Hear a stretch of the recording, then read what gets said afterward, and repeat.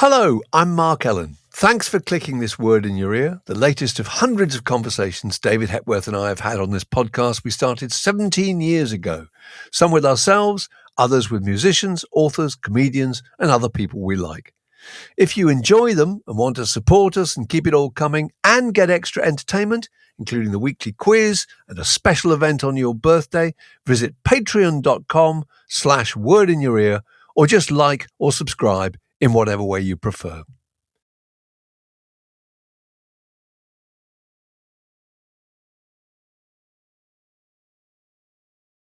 Word down your way. Testing 2, 2. Welcome to another edition of Word Down Your Way, and somebody that I first saw, the teenage me, at Farnborough Tech in 1972, when delightfully Genesis played a version of The Return of the Giant Hogweed that lasted nearly 20 minutes. Which I can remember very fondly. And I can't imagine you remember. Did you remember that tour at all, Mike? We're joined by Mike Rutherford, I should say. Mike Rutherford, fantastic. Good day. Yeah, no, I do. It's funny. You remember the early stuff much more clearly than sort of later on. Because later on, you just go to an arena or it blurs a bit. The early shows, character. Right. So that was Farnborough Tech. Farnborough Tech. I think I remember Batwings and Capes, and I might have been an early sighting of the Fox's Head. It was Nursery Crime, actually, but I think the Fox's Head arrived before the next album. I don't know. Yeah, that came on, but Farnborough Tech. I went to Farnborough Tech. Did you? I was thrown out of Charterhouse. I did my A-levels at Farnborough Tech. Oh my God. That's amazing. Well, I also remember that I think that, I'm not sure you even had a stage. I think you were playing in the kind of canteen place. And I think you were just simply staying and playing in the corner of this room. I'm not even sure there was a stage. No, we had a lot of that.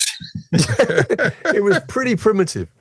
But Mike, we'll talk about you because you're touring at the moment. In fact, I think you're in Southampton or whatever, midway through a tour. But we were going to ask you about your first memories of shows that you saw, first examples of live entertainment. And this, Dave and I, will extend to circuses, pantomimes, anything at all. Anything at all. Principally bands, but anything. Anything live. Well, yeah, I mean, there's the first two or three pretty important. The first one was, I must have been about 8. I went to see Cliff and the Shadows. Oh, yeah. Manchester. And before I went out, my parents took me. I put Brylcreem on my hair. Like Cliff. Yes. My mum saw it, dragged me upstairs, washed my hair, and I saw him. But I mean, Cliff was so exciting in those days. You know, that first album I had, Move It. I mean, it was a fantastic sound. So what was the lineup of the Shads at that point then? No, but at that young age, I don't know who was who. You know what I mean? It was Cliff and the Shadows. I mean, it would have been the original, the main ones. It would have been Bruce. Jet Harris and Tony Meehan and whatever. Oh, and what did the audience look like? Did a lot of them manage to get there without having their mothers wash their hair from? No, I don't quite know what. I was the youngest one. No, I'm not quite sure how it happened. Actually, I was just keen on music, you know. And people often say, you know, what got you into music? Well, you imagine where the same sort of eras ish. You know, the exciting time that all that music, that whole new sound coming out. You wanted to be part of it, didn't you? Yeah, yeah. Was it also the equipment? Did that excite you? The kind of idea of having guitars and? Yeah, I used to. I bought my first guitar in Manchester. I went in the shop and I said to the guy, "I want a guitar." And he got it. Did you want an amplifier? And I was no, because in the cartoons and the papers, you saw the little kid playing his guitar, plugging into the wall socket. Yes. One of their ears going So I didn't know what an amplifier was. I had to go back and buy one. What was your first electric guitar? What was it? It was a Selmer jazz guitar, and the strings were about an inch from the I could barely play a chord, and then I got a Hofter very thin. So, and I just love the shape of the guitar. Actually, still do. Right. Who else did you see then around the time you were seeing Cliff? So that's the very early thing, and then of course jump to the next stage. I saw the first real big live show. I saw the Cream at the Marquee Club. Oh wow! God, that would have been good. And the Cream and the Nice, and I tell you, the volume. I mean, the first time you hear music, the volume like that, it's like an atom bomb. It's earth shattering. You know, the volume, the power, and the Cream are fantastic actually. And You're calling them the Cream, so it must have been very early on before they were actually Cream. Almost polite. Yes, yeah. well brought up. Yes. I mean, the sound was incredible. I mean, just the volume just sort of blew me away. And then the second time I saw the Cream, someone spiked my drink. Oh dear. I had a horrendous sort of bad trip, but it was amazing. The volume, the first few acts you see, I'm sure you're probably the same. The first few bands you see, the sound was just so big, scary. Yeah. And what were the Nice like? So we're talking about classic Nice, are we? 4-piece. Yeah, David O'List on guitar, fabulous. I mean, really good actually. The Marquee Club was a real sort of place to go and see stuff. Yeah. Was that when the Nice used to do America from West Side Story? Was their big party piece? Wasn't there? They're playing it back then. I mean, they're an amazing band actually. I think and that sound, But with the guitar, I love the guitar. It's a big power chord as well. Right. So, what was your first adventure in a group yourself? Apart from a friend's party, we played Brunel University. As what? Which band was it? Genesis. Oh right, no, but you were in bands before. Oh, Genesis, weren't you? School band called the Anon. Yeah, no. What did the Anon play? What kind of? What would give us an example of the set list? Rolling Stones songs, the cover songs. We didn't write initially, so we did the Beatles songs, the Rolling Stones songs, the Kinks songs. I even sang in one of the bands, but I don't know how I did that. But somehow I soon stopped that. And it's just an exciting time. I mean, the sounds going on, the music was coming out, was unbelievable. Did you get paid? No, not for years. What was your first paid gig, do you think? I remember getting £7 to play Eel Pie Island. Oh, wow. With which band was that? Genesis. Oh, right. 10. I've got contracts, £15. Have you kept the paperwork? Have you still got all I've got that? some stuff. Yeah, I have. Yeah. Right. It's now kind of like archive stuff. It's all sort of crumpled and going a bit brown. Yes. You got to put on white gloves to handle it. Yeah, it's gone a bit that way. Oh, but it's brilliant that you've got that stuff. So how did Genesis kind of came together at school? How did it turn into Genesis? Well, you see, our intention was to be songwriters because up until this kind of era of pop music, there were the songwriters and the singers, not the same people.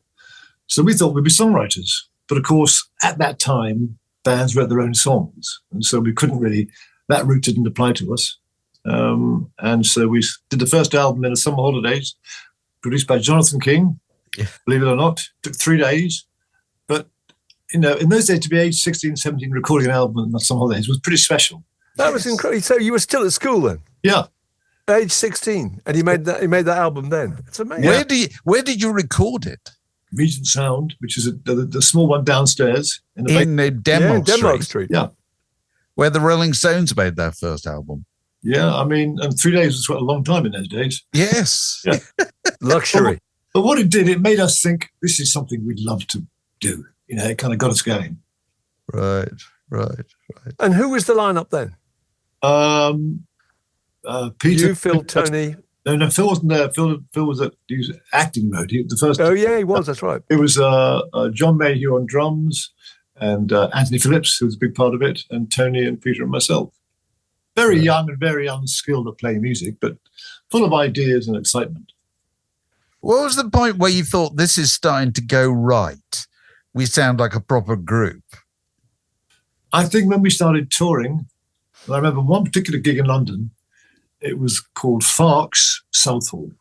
Oh, right. Which first time we played there, and I don't know why we were supporting Mott the Hoople. The crowd went mad, and you suddenly thought, rather than back of the bar until the drums came in, the crowd went mad. We really thought there's a connection there.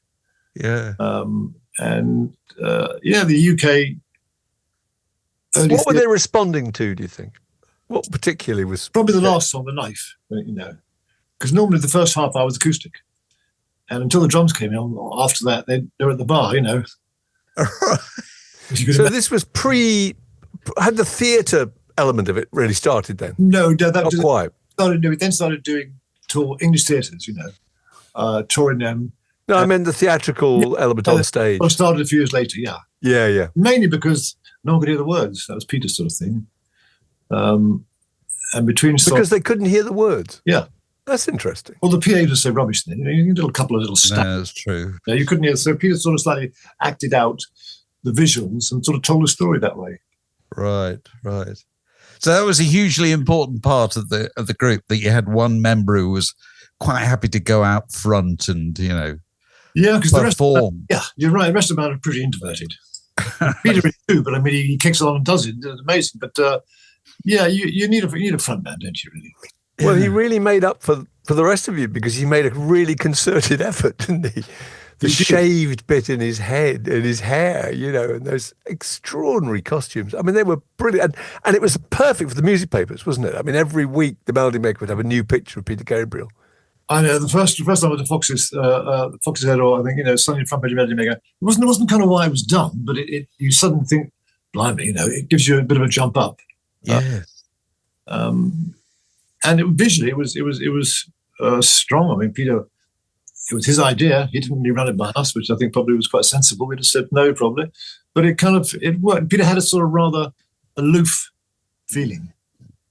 Who did you feel was the competition? Did you feel there was anyone there that was particularly on your patch? No, actually, I'm not sure in those days you really felt very competitive. I mean, no, I don't think you did. I mean, King Crimson's and the Yes, I don't think it felt like that. I felt there was room for everybody.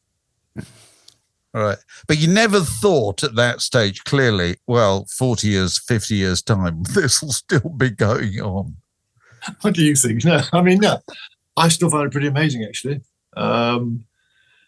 Unbelievable, in fact, in a nice way. I mean, who would have thought, really? I mean, who were the acts that you saw that really made you feel that you could do that? Were there any particular musicians or performers that made you think, this has to be the direction for me? Yeah, a band called Rare Bird were pretty special. All right. These early days, and they really sort of, but we didn't see many bands because you're always on the road doing it, I never saw Crimson. And what about Rare Bird? What was it about Rare Bird? They were just so good. I mean, they had this sort of hot moment. So they had this moment they just couldn't do any wrong. And I remember Tony Banks and I coming back after a gig thinking, we got so depressed. They thought they're so good. We'll never be that good. Of course, then they bust up. But they really were good. Whereas you never broke up, did you? No, exactly. People always used to say, reform. We just sort of, people forget after sort of 25 years, we wanted to break, from each other, just to try and do other stuff. The solo careers were never like through frustration. And the mothership we were loving, but it was just a bit of variety. I think it helped us keep going, actually. Yeah. It's that staying power is so important, isn't it? Just sticking with it. I think so, but I think the breaks helped us. You know what I mean? Yeah. So it was never difficult when one of you went to the others and said, "I'm going to go off like Peter did, make a series of solo albums," or you went and you formed a group in 1985. I mean, did that feel awkward having to say to the others that's what you were going to do? Well, no, we kind of initially happened because Phil he was getting divorced and had to go to Canada to try and sort his life out. So coming back, I had a gap, so we started that, and then Phil. No, it was a bit like alternation. I think, do you know what helps a lot? We had one manager for everything. Yes. So could you imagine the Phil Collins manager, mechanics manager, the Genesis man, all pulling different ways? We had this guy, Tony Smith, which sort of meant you're going on the same ship each time. This is so funny. I was thinking about Tony Smith. When I interviewed you and the rest of Genesis in Chicago in 1986, going back, I managed to persuade Tony Smith to be interviewed, and I spoke to him. And at the time, Phil's solo records were going crazy. They were huge. Yeah. And I asked him, won't this, threaten Genesis? And he says, no, in 30 years' time, there will still be Genesis and still be a Phil Collins. Genesis will still be slightly bigger than Phil Collins. Oh, remind him that good. That's God, he was absolutely and he's kind of right. I mean, Phil Collins was huge, but, I thought at the time, wow, you're really talking a good fight here. But all experience since has proved him right, you know. Well, there was one bit of luck, actually. I think it probably would have been okay without it. But when Phil first took off within the air tonight, at the time, we were in Genesis mode doing an album, Abacab. So I think that kind of felt, that was a comfortable moment. We were having a great time writing new songs. And there was never any question of Phil wanted to go and do anything different till, you know, the next solo album. That was lucky, but I think it might have been okay anyway. Yeah, yeah. I can't think of that many examples of groups who changed their sound that much, really. You think at one stage it was, as I mentioned earlier, the return of the giant hogweed. And then there you were making these fabulous, you know, synthesized pop hits and doing little videos for them, you know. It was an extraordinary transformation. MTVs, yeah. Well, I mean, but in a sense, it was a natural. I think, you know, had Peter stayed in the band, I think we'd have changed too. You know, you don't stay in the same place. Peter's changed. Yeah. And of course, you know, we all grew up with the most amazing pop songs, the Beatles, the Who, the Kinks, you know. We just weren't very good at writing a short song. It's quite a skill, actually, to write a short song. Long songs are easier. You just bump, add another bit. Yes. First album you ever bought, can you remember? Yeah, Cliff Richards. Oh, Cliff again. First song was Move It. Right. Which, to this day, I hear that riff. As you know, Cliff's career changed, but at the time he was really exciting. Cliff, people always forget that. Have you ever met him and been able to tell him this face to face? Not really, no. I met a couple of times. Yeah, no. Because he'd be so thrilled, don't you think? Yeah, no. I was trying to do a charity show that ended a couple of years ago. It didn't happen in the end, but yeah. No, I think, but he was, yeah. So talking like a longevity, you're celebrating 40 years of Mike and the Mechanics. I know. I mean, this is my sort of part two band. It's, isn't it? So they started it. It started in 1985. Yeah, it did. How did it start? Why? Well, I've done a couple of solo albums before, and the last one I did for the Mechanics, I sang, and I thought, I'm never fucking doing this again. You know, I'm a songwriter. I've had Peter Gabriel singing my songs, Phil Collins singing my songs. I'm not the singer to give it justice, so I thought I'll try something different to get people in. And it's like, once again, we did this album in Montserrat, and it sort of all came together, and it sort of took off in America. A couple of songs, Silent Running and Miracle. I think luck and timing sometimes just help you out. Yeah, yeah. But so currently you're on tour with Mike and the Mechanics. Who's the current lineup, and how does it differ from? It's changed over the years. Yeah, well, I mean, originally with the two Pauls, Paul Carrick and Paul Young. Then Paul Young died, bless him, and then Paul Carrick and I carried on. But it felt we come to a natural ending, so we sort of stopped it amicably. And then I didn't do much for a while. Then I wrote some songs. And I thought, well, they're Mechanic songs. You know, why didn't I just think about it? And Andrew Richard came along, who I knew, and Tim Howard. Andrew's the R&B voice again, and Tim Howard's sort of more from the stage world, really. He'd been in bands, wrote some songs, always just write some songs and see. And it kind of worked. And it's a big tour you're on at the moment. It's a long tour, that's what you mean. Well, and you are somewhat handicapped at the moment because you've had a bit of an accident. I broke my hip 3 weeks ago yesterday, which is, this holiday was my grandkids, skiing my grandkids. I broke it. This holiday was planned way back, so I couldn't not go. Just bad luck. And I thought, oh, Christ, what do you do? You know, and if you start cancelling things, rotated away in Australia, it's never going to happen. So I just thought, man up. I'm sitting down at the moment. I'll be standing up soon enough. But it kind of works. The band is so energized on stage. You know, it kind of actually, it works. Right. So was it classic trying to keep up with the grandchildren on the ski sleds? Yeah. How hard can it be? Well, actually, no, it wasn't even that. It wasn't even that fast. They've gone ahead. I mean, I ski okay, but it's just bad luck, you know. Right. I've got a pal who broke 6 ribs trying to go on his kid's skateboard. He literally did say, "How hard can it be?" Well, yeah. Very sobering. God, we're not getting any younger. But it hasn't affected your mobility, as it were, on stage, obviously. Yeah, it has. Pretty static at the moment. Yeah. but I'm starting to move around. I mean, I'm hardly going to be, my stage moves aren't the making of the tour. You know, It's not You're no longer Pete throwing as Townsend, many is it? shapes. yeah, so it's not like that's going to be a big detractor, but it's a bit weird sitting down most of the time. I feel a bit of a plonker, but actually, the audience, the way they see it, I think it's as good as ever. And do you have to explain it to them every evening? Is that part of the show? I start, yeah, because otherwise I feel they're going to spend their first song talking about it to the neighbour, saying, poor Mike, I can clear the air. Do you ever look at other bands' shows and just think we must appropriate an element of that, or is there anyone whose attitude to touring or stage performance has kind of influenced you? Not really. I mean, I think not that I don't see many bands, but everyone I see I enjoy. I saw Springsteen last year. I thought, guys you haven't seen while they're still doing it, go and see them. No, I don't think so. I mean, I was quite involved in. I like visuals too. We got an interesting sort of visual thing on this tour because obviously Genesis have a huge budget for a sort of visual show. The Mechanics have got no budget really, so you've got to use your brain. And this one is quite clever idea with blinds. So yeah, I enjoy that side. How does that work? Explain that.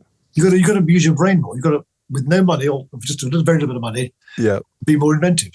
And I think this time it's worked rather well actually because we haven't got a big budget, but it's visually interesting. Yeah.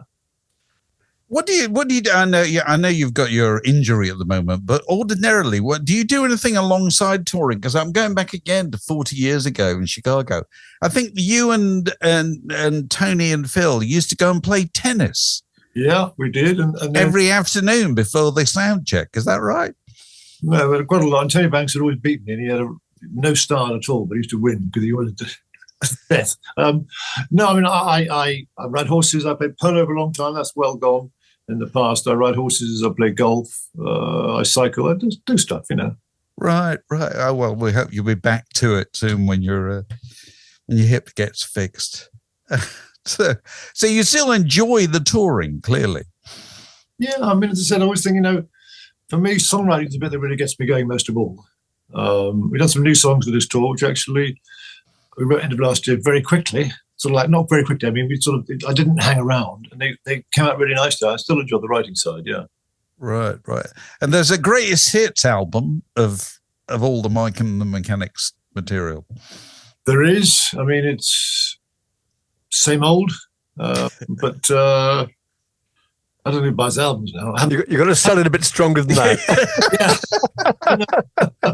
We like it. Yes. Tony Smith will be telling you off. Yeah, he will.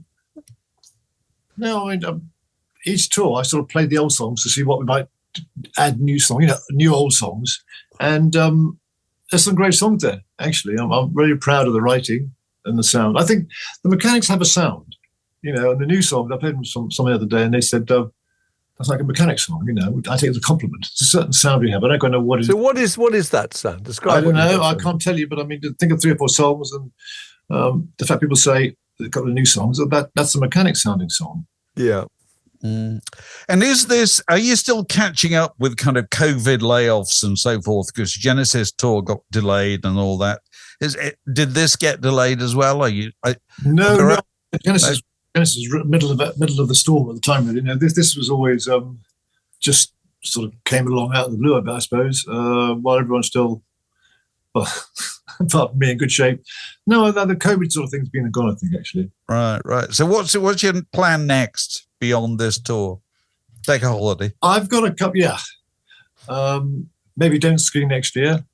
Don't ski. Less skiing. I really enjoyed the writing this time. I've got a couple of writing projects bubbling along, which I might try and do next year, because the writing side is still fun, and a little studio at home. I'm going to carry on with that and see what takes me. Always. You tell stories on stage as well in between the songs. Do you tell people about the songs and the time you wrote them? I'm not Peter. I'm not Phil. Phil's amazing on stage, the way he does the chat. But I'll tell you, Andrew Rochford is such a relaxed person on stage, and Tim Howe, that it's sort of made me, over the last few years, relax more.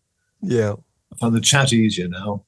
I think crowd love a bit of banter, They do indeed. What did you think of the Springsteen show? I must ask you. Where did you see him? I saw in Hyde Park. I thought it was great. I mean, I've never seen him before. Everyone likes Springsteen. It was quite long, but I went to get a beer at one point. But it was really fantastic. energy. It's astonishing, isn't it? It's extraordinary. And he's older than all of us, so let that be a lesson to everyone. Yeah. How old is he? But he doesn't do the knee slides anymore. He doesn't hang upside down on that microphone stand. All that's been put to one side, I think. Yeah. Anyway. Oh, well, look, lovely to talk to you. And best of luck with the rest of the tour. Where are you now? Tonight we are playing in a blank. I don't know, Stoke. We're staying in Birmingham. Right. Oh, yeah, I think you're at the Victoria Hall in Stoke. I think that's where you are. Well, I mean, when I restarted the mechanics, just to say this, we started playing it's 50 years ago, we started playing the theatres that I played when I was 19, 20. And I thought, I'm back here. Is this right?